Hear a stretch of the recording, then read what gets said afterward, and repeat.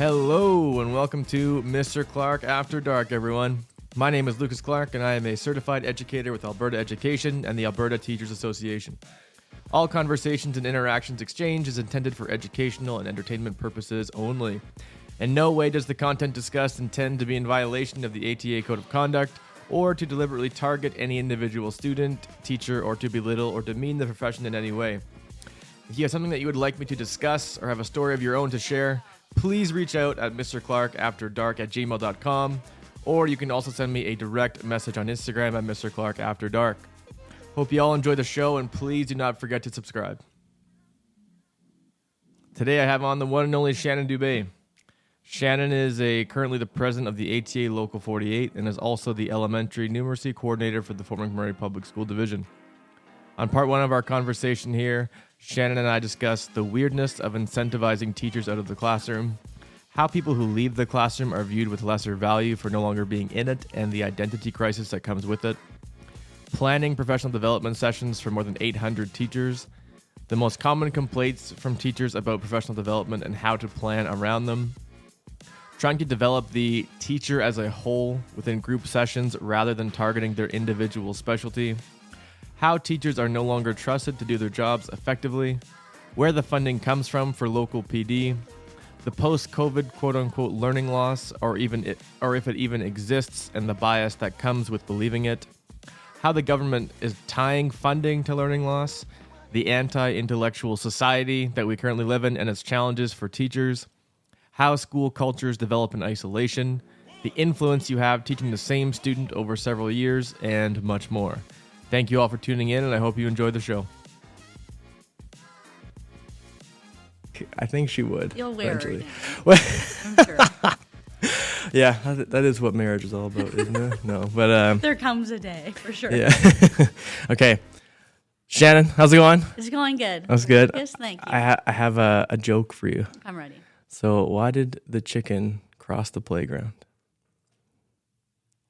Tell me. To get to the other slide. Oh, that's a good one. Yeah, I was really waiting for that one. I saw it this morning, and I was like, I don't know why it made me laugh. It's just my horrible humor, I guess. But why does teaching need to be a unionized profession? So I've been drinking the Kool-Aid for a long time. So what does that expression mean? I don't know what that means, it actually. means like, it's a red flag in my knowledge. No, it's like it has to do with some like cult or something, and they were all convinced like drink this juice, and then they all died. Okay. So it's like a bit of like a facetious, funny thing that like Yeah. you can't, I'm irreversible now. Like, Yeah. I drank the Kool-Aid. I think all the things they want me to think. Yeah. But it's I'm kind of just being, like I said, facetious. But Like we're just good soldiers. Yeah. And it's been a union forever, so we're just going to stay. yeah, it's been over 100 years in Alberta anyway. And I think that for me, when you ask me that question, like why do we need that? Mm-hmm. And I think that's, to embrace the idea of the collective. Mm-hmm. And so that we're all coming together for the same, maybe not the same, but similar purpose, goal, and to sort of, band together to promote and ensure that we have the rights that we, need and deserve as employees, I guess. Yeah, because I've even noticed throughout teaching so far, there's a very much an American kind of connotation with like, is it de-unionizing or kind of belittling unions and trying to get them out? And it does seem like there's way more of a privatization of it there. But I've always just wondered, like, what is the actual, like, is it beneficial to be in a union? Not that I'm trying to attack the union at all. I'm just wondering, like, it's just things that you're kind of wondering about. So as kind of like a union type leader, like what has your experience been kind of working with teachers so far in terms of like what rights they're looking for, things they're wanting, and things they're not getting? I guess the biggest thing that I can say is like, well, again, this is from my like minion perspective, because I've only really done work at the local level. Like I haven't done any provincially elected roles. So, I mean, I certainly, read a lot, go to a lot of meetings, attend a lot of provincially organized conferences, seminars. Like I definitely am informed. But I would say what I hear most people talking about is like salary and leaves. There's a lot more to, So when it comes to being informed, what do you mean by that? Like what would you kind of know or be more in the know about than kind of like your average teacher would be? The truth is, I think if a person who wasn't like me or wasn't on the executive or like not committed to a subgroup, because we have lots of people within the local who are doing lots of work. Yes. It looks differently. And, the association always talks about this idea of engagement or maybe what they've sort of moved toward commitment. Okay. And so I would say that if a person was going to local meetings and reading the ATA news and the magazines, I don't think that there's that much more I would know that they don't know. Like I go to some local president meetings and, we get information about like member strategies and whatnot. But honestly, if a person read and followed social media, I think for the most because you're part, kind of the initial orchestrators of that information and you're just kind of like carrying it out. Yeah. And so one of the things that I was talking to a couple people about was it's like the bi-level bargaining process. Are you involved in that kind of specifically when it comes to like negotiating for our local agreements? So no. Okay. So as a member, like because I'm a member of the local and of the provincial as well, then yes, I'm a part of that. But in terms of like my role in the ATA at the local level, I am not. And so at the local level, it's called the negotiating subcommittee. Okay. And so those are the people who bargain on our behalf locally. And then obviously, like you talked about bi-level bargaining, the central table people are the people who sit at the central table. But because there's some limits around local president, not availability, but ability to sit on that committee, they want local president to be a bit more of like a neutral force, because a lot of my job is relationships. So I work closely with the superintendents, with the board chairs, with the trustees. And so they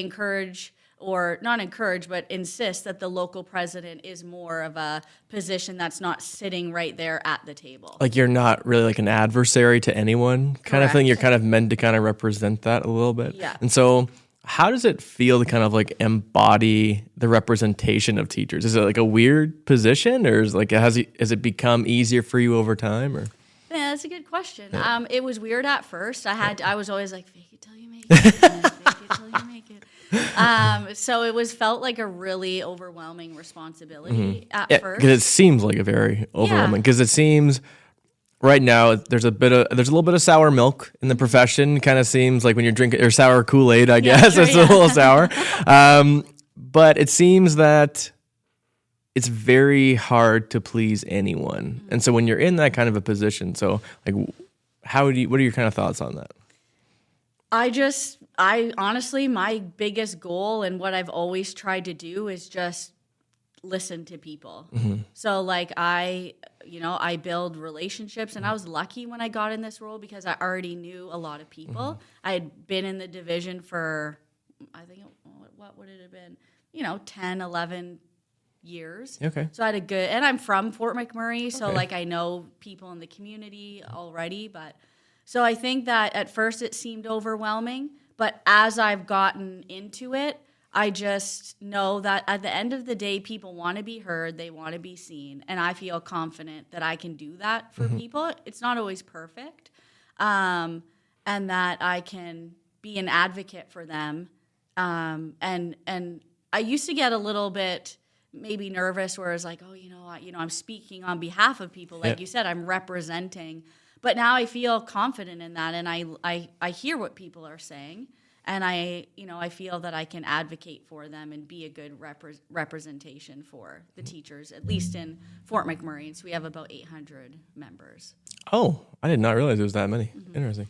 And so how long, you were teaching mathematics, I assume, for the most of your career? I was teaching elementary math. Okay. Yeah. So I taught grade 3 for most of my career before I left the classroom. And so I also taught grade 2, grade 5, and grade 6. And then actually what happened was I was surplused from Timberlea Public School. Okay. I had been local president for a year, and that's a halftime release time. So I was halftime local president, and then halftime I was teaching grade 5 and 6 math. And I have a lot of other elementary math experience. I was on the math committee and all this stuff.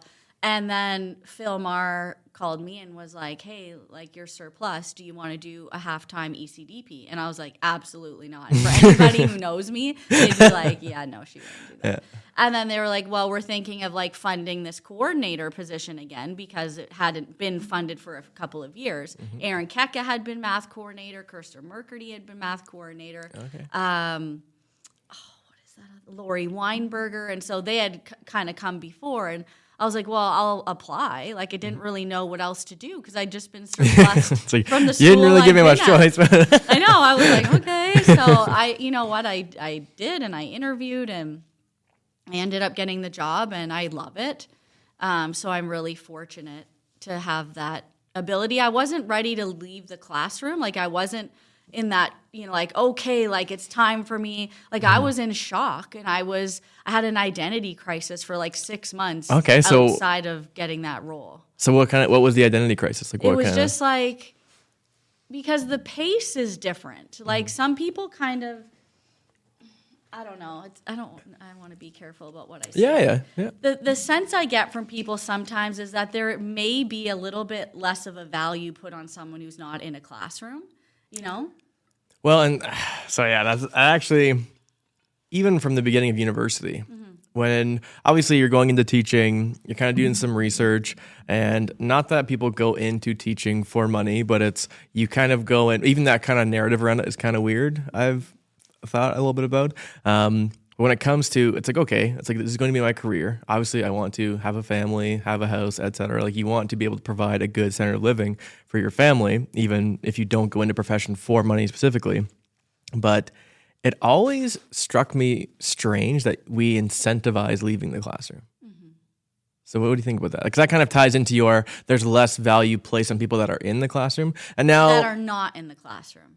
Oh, okay. Interesting. So I always kind of thought it was the other way. People that are not in the classroom. And I guess I don't mean it in a money way. No, okay, so what do you mean by value?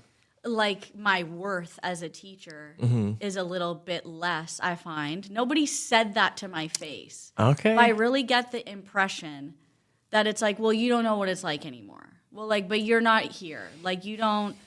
And it's like, okay, like, to an extent, I agree. Like, I don't have the chaos in my day-to-day that teachers have in the classroom.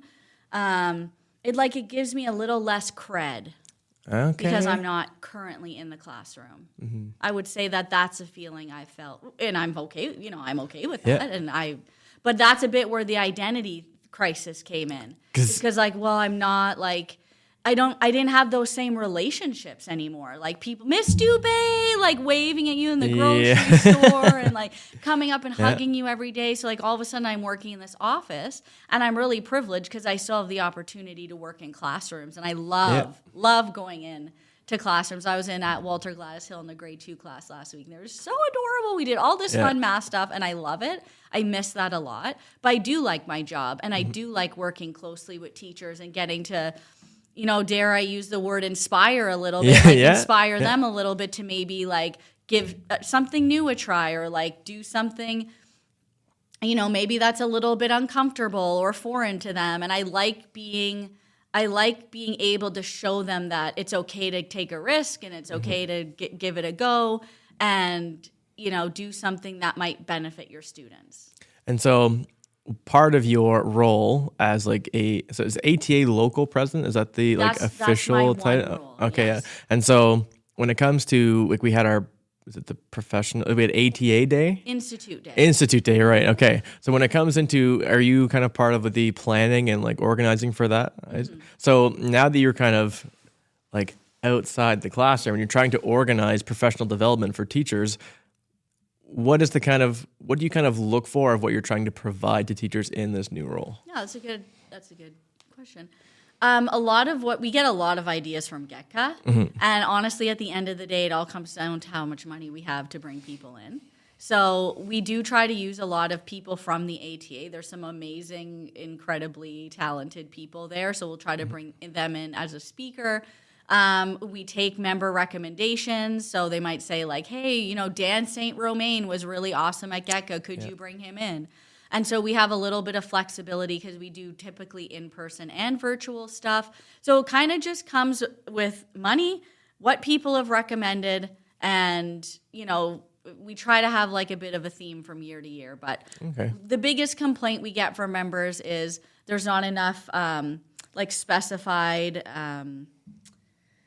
like subject-specific sessions, but we just don't have the money to bring that many people in. So we kind of do have a bit of a focus, or what I think is our focus, on like a personal teacher self-growth, you know, social justice, diversity. So like, how can we grow ourselves so that we can then impact and grow that with our kids? That's in my hope and dreams of the world of teaching. Well, yeah, because again, you are an ATA you're representing ATA, not social studies or science, right? Like you are kind of trying to isolate what it means to kind of be a teacher at its core, to develop that, not necessarily being better in certain subjects. Because then I think that's kind of where Get-Go comes into play. Yeah, they have just a lot more like cash and available space to do that. But yeah, I guess it kind of depends. Like, you know, definitely being a teacher and being a representative of the local ATA, you know, we recognize that there's a lot of things that make a teacher a teacher. You know, it's not just one thing. So we try, as the small professional development committee that we are, to meet as many needs as we can, I guess, with the space and time and budget that we have. And so we were talking before, because I was telling you about this. Obviously, you know, because we were just talking about it, but the horrible revelation I had that we actually already have all the answers to our problems and we're just not being listened to. Why is there such resistance to kind of, because whenever I ask people overall, okay, like what has changed in your time from when you started teaching to now? The main things are always students. And again, I kind of go back and forth on, some people say students are actually better now than they used to be 10 years ago. Some say they're worse, but it's usually only because of cell phones and we don't really have like a net ATA or teacher rule, et cetera, for that kind of stuff. And it ranges from class to class, teacher to teacher. But it always comes down to, we are no longer trusted to do our jobs effectively. And how does that narrative kind of tie into like the funding or lack thereof? And so how do you kind of go about restoring that trust? Or do you even think that's true? I think I need you to explain what you mean a little bit more. Sure. So when it comes to like, everyone has this institutional biography of, oh, I went through school, teachers only like babysit our students, they don't actually do anything. And then there's this kind of narrative in society about what it is we actually do in our classrooms, and that has gotten worse to the point where people don't trust that we are effectively actually teaching their children. And so I kind of coincide and associate that with the lack of funding or the willingness to fund the profession more. Does that kind of make a bit more sense? I think, yeah. I guess, to be fair, I never thought about it that way. So, like, I think you mean in terms of, like, government funding and, like, why there's such a hustle now to, like, get more funds? Well, all I'm saying is, like, you're saying, depending on, like, the PD is kind of limited, or the organization, depending on the amount of cash that you have at hand. So, like, obviously, if you had more cash at hand, you could, like, not you, but it could likely be the case where more targeted, specific PD options could be available. Does that kind of make sense? Okay, I think, now I see what you mean by funding. Well, we are funded by membership fees. So as much as you pay a year or I pay a year, that's where our funding comes from. And so every year the local gets money from the provincial. It's like little deposits. And then we have, as an executive, to create a budget. So that's where our funding comes from. For the work that we do in the local union. Okay, and so there's no direct government funding from government to ATA? No. Okay, it's all I did not know our that. own fees. We fund our fees. Like, we fund ourselves through our fees. Okay. Yeah. All right. Interesting. And so now that you're kind of back into a bit more of a, because you've never been fully out of the classroom. Is that correct? Like, as a numeracy coordinator now, like you said, you're still kind of getting into classrooms at times. One of the big conversations since COVID is that there's a significant amount of gaps in learning. What do you kind of, and basically judging by the smirk there, what do you kind of think of what those gaps are, and how have you kind of gone about trying to address it with the district? Another really good question. Yeah. Okay, I have a lot of things to think. Put them all out but there. I'll try to be as straightforward, I guess, as I can. So I had read this article in the height of the pandemic, and I can't really remember much about it, but it talked about this like idea of the learning loss and the learning gap. Mm-hmm. And it was like, if that was true, there would have to be like, I feel like as a Western society, we have this idea that learning is very linear. So you have to learn this before you learn this. Mm-hmm. And I mean, as a numeracy coordinator, I talk about the math progressions all the time. And there is a certain sense of, mm-hmm. If you're going to learn this concept in fractions, you should probably know that sharing and making a half is part of that idea. Yes. Just as an example. Yeah. So, but when I read this little article, it was basically saying if you believe in the learning loss or the learning gaps, then you have to believe that learning isn't happening when the teacher isn't there. And you have to believe that learning is only linear. And it was like, well, of course I don't believe that. Of course there's learning that happens, in other places that, the teacher isn't there immediately. So I don't know what I really think, because just because I didn't teach, X concept in the year of the pandemic doesn't mean you're never going to get it. You might not get it at that moment when I thought you should have. But as we know from learning, learning is very personalized. Mm-hmm. And I could teach a kid for, months and months in my math class, and I'm not going to get every single one, So I just think that is an odd narrative. And also not all students' learning needs are always being met consistently. And that's just a normal part of learning and being human and whatnot. But I don't know. I just think that in school itself, in teaching itself, there does need to be more of a visual, hands-on learning piece that I think sometimes goes away the older the kids get. Mm-hmm. And for me, I talk. If someone hears this, they'll laugh because I always talk about riding my motorcycle. But if someone gave me a worksheet and was here, these are all the things you need to do to learn to ride a motorcycle. Mm-hmm. I could click here, where's the shift and where's the throttle and where's the front brake and the back brake. And I could identify all that on this worksheet. But if you go and put me on the motorcycle, I'm actually not going to be able to know how to do that. I have to be on the bike. I have to have seat time. I have to, go through and make that one mistake to, so I learn, okay, well, I'm not going to do that again, or this is what I'm going to do differently next time. And I just, in some spaces, wish that there was more of that for the kids. Mm-hmm. And so I don't think it's actually a learning loss in terms of oh, well, you didn't get that then, so, that's lost to you. You're not going to get that at all anymore. I just think that sometimes our approach would, benefit from being more of that hands-on, doing it themselves kind of math. I'm only talking about math in this. Yeah. Well, and so obviously I'm on the humanities end, and again, being still fairly new, I never want to try to question or criticize anything without really having that much experience yet. But whenever the gaps narrative is usually brought up, it's usually just then dismissed after that. Mm-hmm. And so it almost feels like when gaps are brought up, it's self-defeating. Mm-hmm. And so that's kind of been one of the main things that I've struggled with is they're behind, it's just the gap. What do you do?